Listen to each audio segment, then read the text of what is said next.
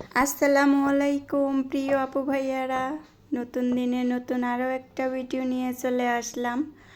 ঝটপট 10-15 মিনিটে আমরা যে নাস্তাটা তৈরি করতে পারি সেই অনুযায়ী একটা ভিডিও দেখতে থাকো। দেখতে দেখতে ভালো লাগতে পারে, আর ভালো লাগলে পাশে থেকে যেতে পারো নতুন আপু ভাইয়ারা হলে।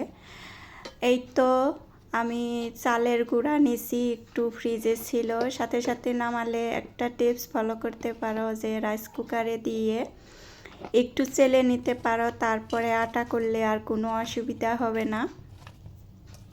এই তো কড়াইতে নিছি, আমি সব কিছু রেডি করছি, আলু কুচি করে কাটছি, কলিজাও কুচি করে কেটে নিছি, আর পেঁয়াজ কাঁচামরিচ এইগুলাও কেটে নিছি সুন্দর করে। আর এই তো পেঁয়াজটা একটু ডিপে ছিল, ওই জন্যে পানি উঠে গেছিল, তার জন্য একটু সময় নিয়ে ভেজে শুকিয়ে তারপরে আমি তেল দিয়ে দিলাম। এই নাস্তাটার এই পুর আমরা যদি সময় মতো একদিন আগে বা দুপুরে রান্নার সময় আমরা ভেজে রাখতে পারি, রান্না করে রাখতে পারি, বিকেলবেলা কিন্তু ঝটপট 10-15 মিনিটে আমরা এই নাস্তাগুলা তৈরি করে নিতে পারি।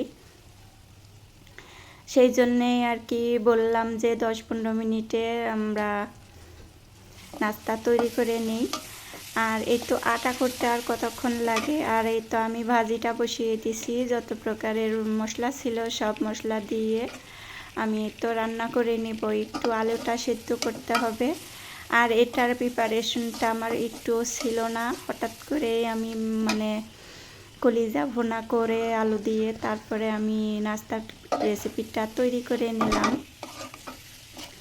আমার ছেলে তাড়াতাড়ি বলছিল যে একটু পিঠা বানিয়ে দাও, যে কোনো নাস্তা বানিয়ে দাও বিকেলবেলা, তার জন্যে ঝটপট তৈরি করে নিলাম। সাথে সাথে বেশি টাইমও লাগলো না, আমি চিন্তা করছিলাম যে অনেক সময় লেগে যাবে হয়তো।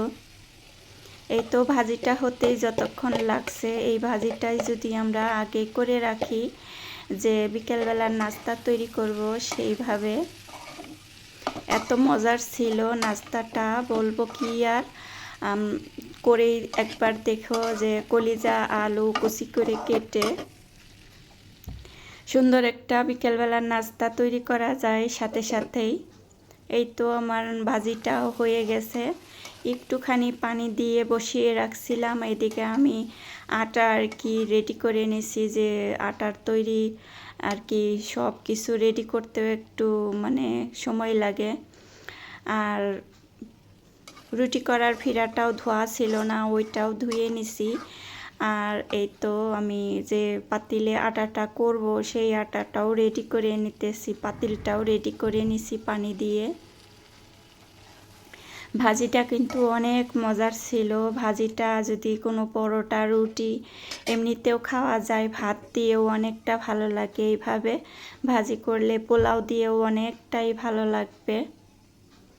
এই তো ভাজিটা হয়ে গেছে, এখন আমি আটা করে নিব। আটার পানি দিয়ে দিলাম, সাথে চালের আটার সাথে আমি কিছুটা আটা দিয়ে দিব, যাতে পিঠাটা সবসময় নরম থাকে, পরের দিনও এই পিঠা নরমই থাকবে, শক্ত হবে না। শক্ত হলে তো আর খাওয়া যায় না, আবারও গরম করতে হয়।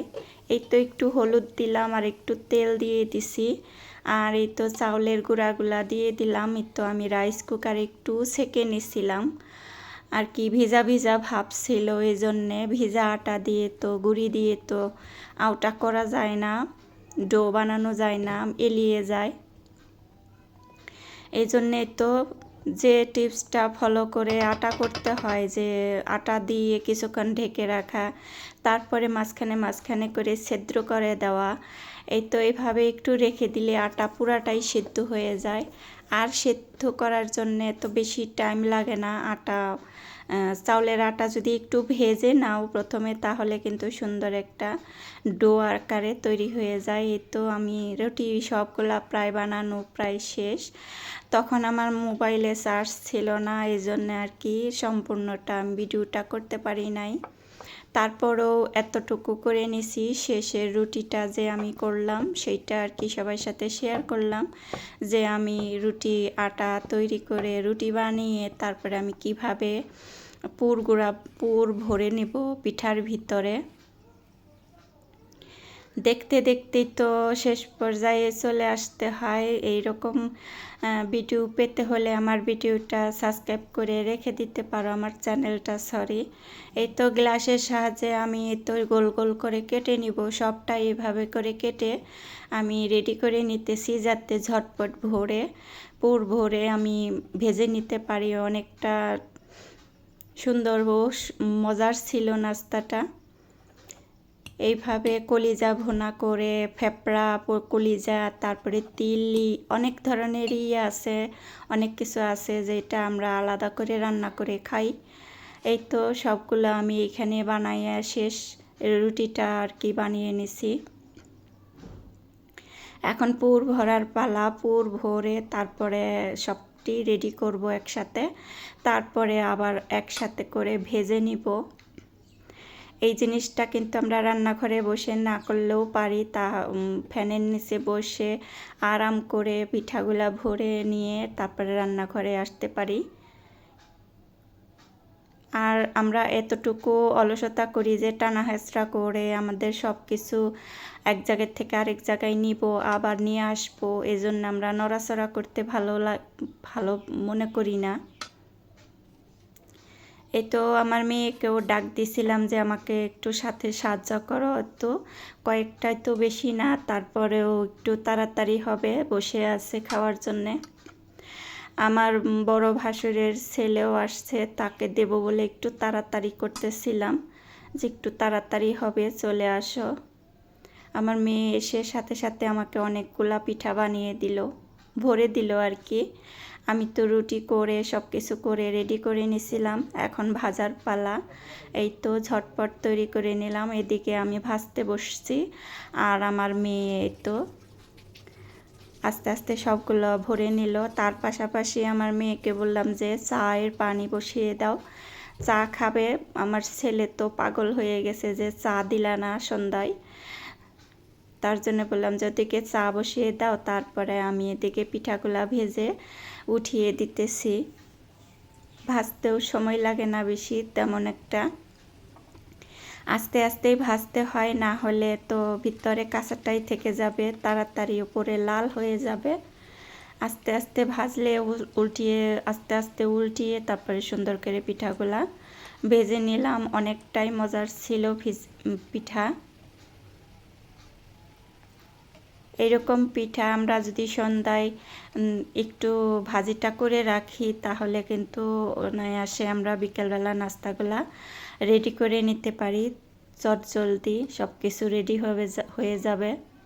এই তো পিঠাগুলা ভাজার পরে এই তো উঠিয়ে নিতেছি। একটা টিস্যু বিছিয়ে নিলাম। এই তো তেলগুলো সব চুষে নিবে টিস্যুতে। আর আমার ছেলে বলে যে টিস্যু নাও, টিস্যু না নিলে তো তেল হাতে লাগে। তার জন্য সবসময় এই কাজটা করতে হয়। টিস্যুর ব্যবহারটা আমরা সবসময় এতটাই করি যে এটা আর কি বলার বাইরে। এই তো সবগুলো নাস্তা তৈরি করে নিলাম আর চা করে নিলাম। এটা আমার ছিল আজকে, এই পর্যন্তই ছিল ভিডিওটা। কে কে আসো ভিডিওতে জানি না, যদি একটা লাইক দিতে ভুলে যেয়ে থাকো একটা লাইক দিয়ে দিও প্লিজ। এই তো সিঙ্গারার মতো পুরির মতো করে আমি একটা শেষে ভেজে নিয়েছিলাম আর কি। একটা রুটির একটুখানি আটা বেশি আসছিল। এই তো সবগুলো হয়ে গেছে। আজকে এই পর্যন্তই। ভালো থাকো সবাই, সুস্থ থাকো। আবার কোনো নতুন ভিডিওতে কথা হবে। ভালোবাসা রইল। আসসালামু আলাইকুম, আল্লাহ হাফেজ।